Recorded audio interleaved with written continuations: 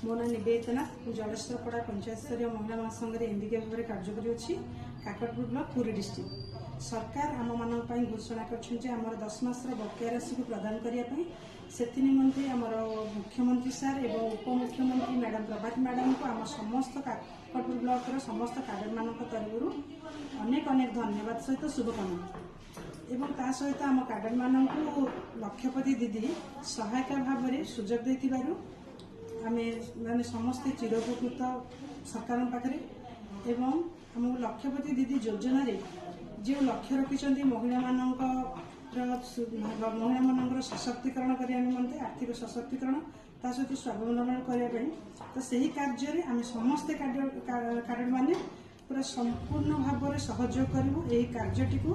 लक्षपति दीदी को योजना को संपूर्ण भाव में माने सफल करने संकल्पबद्ध